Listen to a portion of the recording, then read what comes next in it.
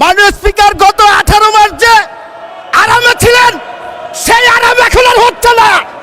এই কারণে আমাদের অনেক সমস্যা হয়ে যাচ্ছে। মাননীয় স্পিকার প্রথম দিকে ঠিকই ছিল, কয়েকদিন যাবৎ খুব একটা অস্থিরতা লক্ষ্য করছে আমাদের মাননীয় বিরোধী দলের সদস্যদের মধ্যে। আমি খোঁজার চেষ্টা করেছি যে কি কারণে এই অস্থিরতা।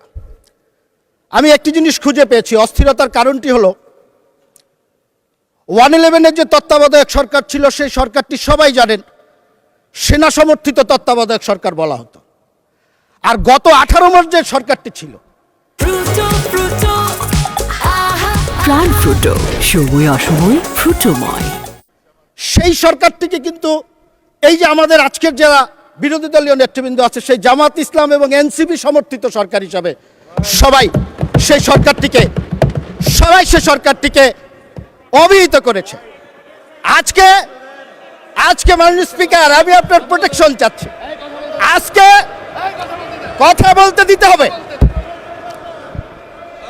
মাননীয় স্পিকার, কথা বলতে দিতে হবে।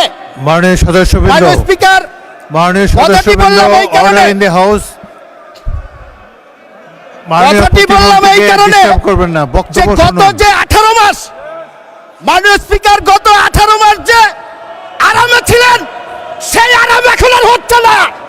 এই কারণে আমাদের অনেক সমস্যা হয়ে যাচ্ছে। মাননীয় স্পিকার, কারণ আমি প্রমাণ দিয়ে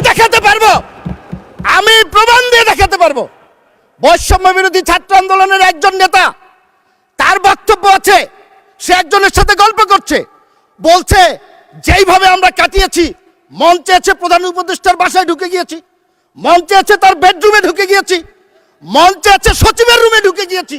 এখন তো আর সেই সুবিধা পাওয়া যাচ্ছে না। মাননীয় স্পিকার, সমস্যাটা মাননীয় স্পিকার এই জন্যই